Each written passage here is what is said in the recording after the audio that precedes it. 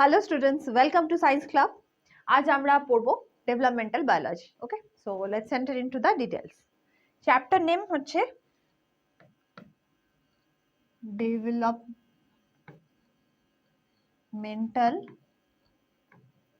Biology. এমব্রায়োলজির সাথে ভীষণভাবে related. ওকে, development অর্থাৎ একটা ইন্ডিভিজুয়াল ছোট থেকে বড় হচ্ছে, এই যে ডেভেলপ হচ্ছে পরপর তার বিভিন্ন রকম চেঞ্জেস আসছে, এই যে চেঞ্জেসটা, এই যে ডেভেলপমেন্টাল সিকুয়াল পার্টটা, এটাই আমরা এই চ্যাপ্টারে মেনলি ফোকাস করব এবং মেন আমরা কোন কোন জায়গাগুলো দেখব সেগুলো ধীরে ধীরে আমি দেখাচ্ছি তোমাদের। আমি এই চ্যাপ্টারটা ফার্স্ট যে ছবিটা তোমাদের এখানে দিয়ে রেখেছি, এটা একটা এই যে ফার্স্ট সেলটা আমরা দেখছি, এটাকে বলা হচ্ছে zygote. Okay, zygote, this the first cell. বাংলাতে এটাকে আমরা বলি জাইগোট। ওকে, জাইগোট অর্থাৎ এটা প্রথম কোষ। এই ছবিটা যেটা দেওয়া আছে, এই ছবিটাকে বলা হয়, এই যে পরপর ডিভিশনস গুলো, এগুলোকে ক্লিভেজ ফর্ম বলা হয়। ঠিক আছে, সেল ডিভিশন পর্ব। আমরা প্রথম যখন কোষ চ্যাপ্টারটা পড়েছো তোমরা, তখন সেখানে আমি বলেছি যে ফার্স্ট কিন্তু লাইফ শুরু হয় একটা সিঙ্গেল সেল থেকে। ঠিক আছে, তো কোষ হচ্ছে আমাদের লাইফের একটা এমন একটা জিনিস যেখান থেকেই আর কি আমাদের পুরো বডিটা তৈরি হয়েছে। অর্গানাইজেশন পার্টেতে আমি খুব ভালো করে বলেছিলাম তোমাদের। আমরা যে ফার্স্ট সেলটা ছিলাম, সেই সেলটা হচ্ছে কি, যে জাইগোট। ঠিক আছে, কিভাবে এই জাইগোট ফরমেশন হয়? নর্মালি আমাদের যে ডেভেলপমেন্টাল পার্ট, তার যে প্রিভিয়াস পার্টে যদি আমরা যাই, অর্থাৎ ফার্টিলাইজেশন পার্ট যদি আমরা যাই, তো ফার্টিলাইজেশন প্রসেস, যার মধ্যে একটা মেল এবং ফিমেল গ্যামেট ইনভলভ থাকে। ঠিক আছে, মেল গ্যামেট যেটাকে বলা হয় স্পার্ম, আর ফিমেল গ্যামেট যেটাকে বলা হয় ওভাম। ওকে, এই ফিউশনে যে সেলটা তৈরি হয়, first cell, that is called zygote. Zygote, এটা হচ্ছে first cell. So this is the first cell, তোমাদের এখানে দেখালাম। ঠিক আছে, এটা একটা সেল, নিউক্লিয়াস দেখতেই পাচ্ছ। পরবর্তী যত টাইম যাবে, অর্থাৎ এই যখন পরিবেশ পাবে, প্রপার যখন পরিবেশ পাবে, এটা যে কোনো ইন্ডিভিজুয়ালের ক্ষেত্রেই আমি যারা বলছি, যাদের নর্মাল ফার্টিলাইজেশন হচ্ছে, সেক্ষেত্রে এই একটা সেল থেকে, এখানে তোমরা দেখতে পাচ্ছ এই একটা সেল আর এই একটা সেল ভাঙা শুরু হচ্ছে এই পুরো জায়গাটার মধ্যে। এই দেখো নিউক্লিয়াসের মধ্যে ডিভিশন শুরু হয়ে যাচ্ছে। ঠিক আছে না, একটা সেল থেকে দুটো সেল তৈরি হচ্ছে। দেন আস্তে আস্তে এই স্টেপটা আসছে, অর্থাৎ একটা সেল থেকে চারটে সেল তৈরি হচ্ছে। ঠিক আছে, আবার এখান থেকে আমরা পাচ্ছি হচ্ছে এই পার্টটা, দেন আসছে এটা, দেন আস্তে আস্তে সংখ্যায় বাড়তে থাকছে। এবার এটা গিয়ে আলটিমেটলি তৈরি করবে, এই বিভিন্ন রকমের টরশন ডিভিশনস হতে থাকবে, ক্লিভেজ ফরমেশন হবে, ওই যেটা তৈরি করবে সেটা হচ্ছে এমব্রায়ো। এমব্রায়ো, এমব্রায়ো বা ভ্রূণ। ঠিক আছে, আমি ছবিতে ফার্স্ট আসছি। ফার্স্ট একটুখানি দেখে নিই যে ডেভেলপমেন্টাল বায়োলজি জিনিসটা কি। Definition part. ঠিক আছে, ডেফিনেশন পার্ট। ডেফিনেশন পার্টে কি বলছে? The study of growth through out the life cycle. Study of growth, growth অর্থাৎ আস্তে আস্তে বেড়ে ওঠা। ঠিক আছে, through out the life cycle, পুরো লাইফ সাইকেল ধরে, অফ অ্যান অর্গানিজম, যে কোনো অর্গানিজমের ক্ষেত্রে, includes the fertilization of single haploid gametes to occur developed diploid genetic complement zygote. That means আমি এক্ষুনি যেটা দেখালাম, অর্থাৎ একটা সিঙ্গেল সেল থেকেও হতে পারে ফার্টিলাইজেশন, আনফার্টিলাইজড, মানে ফার্টিলাইজেশন যখন সিঙ্গেল ইন্ডিভিজুয়ালের মধ্যে হচ্ছে, অথবা ডাবল হোক, যাই হোক না কেন, জাইগোট ফরমেশন হবে। So first cell is zygote, this the first cell and the subsequent growth, যেটাকে আমরা বলে থাকি হচ্ছে ডেভেলপমেন্টাল বায়োলজির মধ্যে আমরা পড়ি। এই পার্টটা আমরা ডেভেলপমেন্টাল বায়োলজির মধ্যে পড়ি। তো একটা সিঙ্গেল সেল থেকে আস্তে আস্তে বড় হওয়া। নাও সাম রিকোয়ার্ড টার্মিনোলজি, যেগুলো আমাদের এই চ্যাপ্টারটা পড়তে গেলে কিছু জায়গাতে ইনস্ট্রাকশন ফার্স্ট আমাদের দেখতে হয়। ফার্স্ট ওয়ান কি? Reproduction. So we know what is reproduction, এক্ষুনি দেখালাম যে ফার্টিলাইজেশনের সঙ্গে রিলেটেড এবং বিভিন্ন ইন্ডিভিজুয়ালের মধ্যে বিভিন্ন রকম ভাবে হয়ে থাকে। Differentiation, how an identical set of genic অর্থাৎ জেনেরিক পার্ট কিভাবে আইডেন্টিফাইড হয়, এবং এই জায়গাটা আমাদের আরেকটুখানি ডিটেলসে গিয়ে আমাদের পড়তে হবে। দেন মরফোজেনেসিস, এটাও আমরা পরের দিকে যত টাইম যাবে আস্তে আস্তে আমরা দেখব। গ্রোথ পার্ট, গ্রোথ বিভিন্ন রকমের গ্রোথ হয়, তার জন্য আমাদের অনেক রকম ফ্যাক্টর দরকার লাগে, ঠিক আছে, বিভিন্ন রকম প্রোটিনস রয়েছে, হরমোনস তো রয়েছেই, তো গ্রোথের ফ্যাক্টর রয়েছে।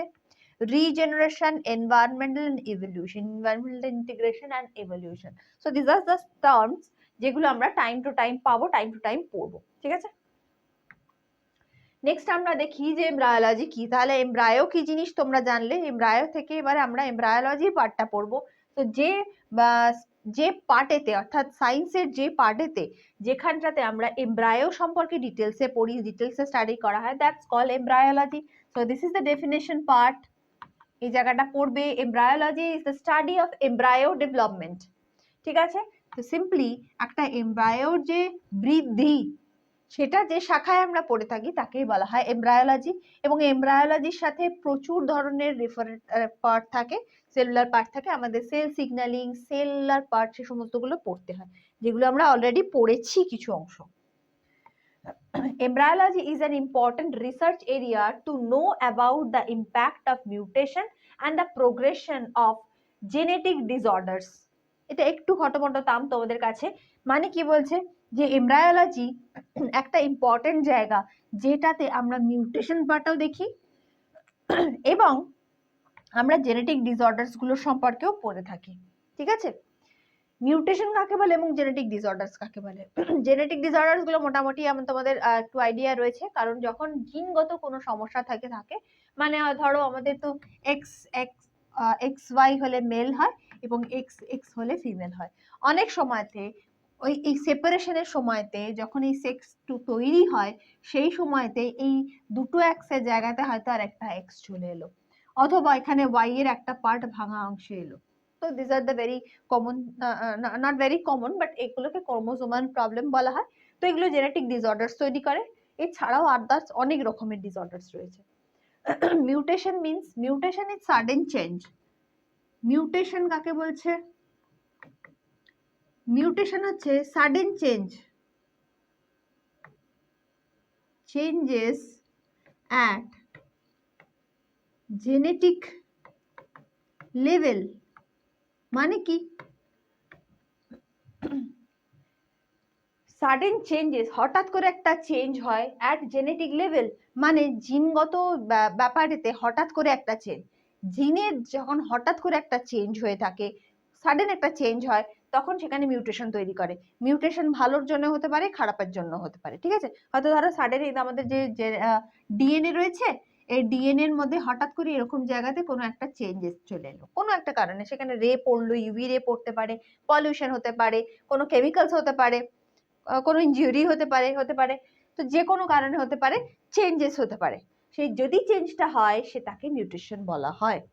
এটা খুব সহজ একটা ব্যাপার নয়। মিউটেশন ইজ দ্য ভাস্ট এবং ইম্পর্টেন্ট এবং খুব কমপ্লেক্স একটা প্রসেস।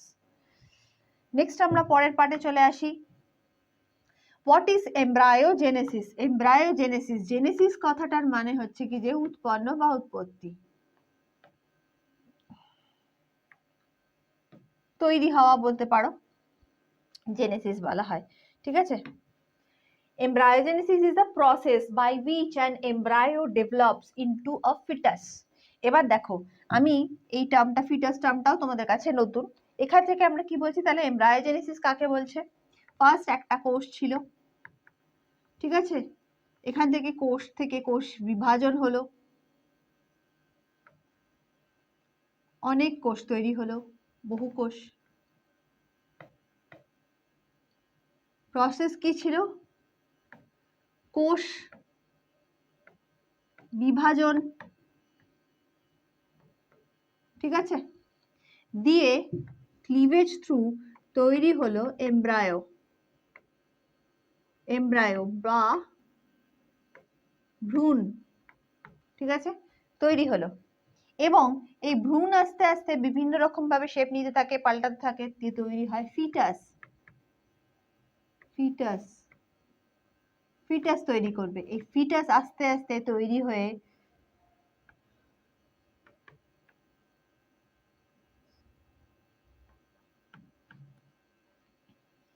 ঠিক আছে, নতুন ইন্ডিভিজুয়াল তৈরি হবে, চাইল্ড না বলে এখানে নিউ ইন্ডিভিজুয়াল বলা better, new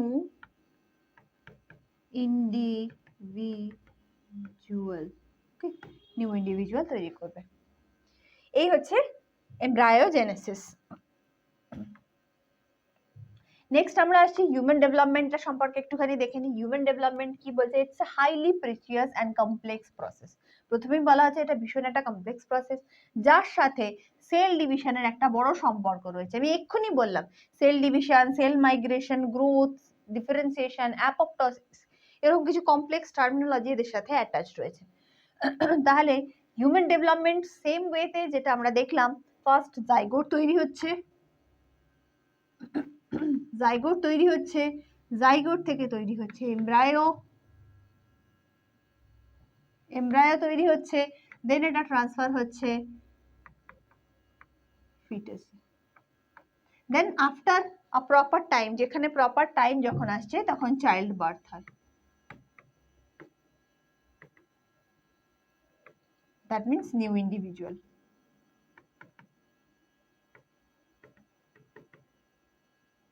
coming to the earth, সেটা যে কোনো ইন্ডিভিজুয়ালের হতে পারে, not only the animal, not only the human, sorry. আমি এখানে একটা জিনিস দেখাই, ফার্স্ট যদি যে কোনো একটা অ্যানিমালকে ধরি, নর্মাল একটা অ্যানিমালকে ধরলাম, ঠিক আছে, বাটারফ্লাই যদি ধরি, তাহলে বাটারফ্লাই ফার্স্ট থাকছে হচ্ছে এগ, দেন লার্ভা,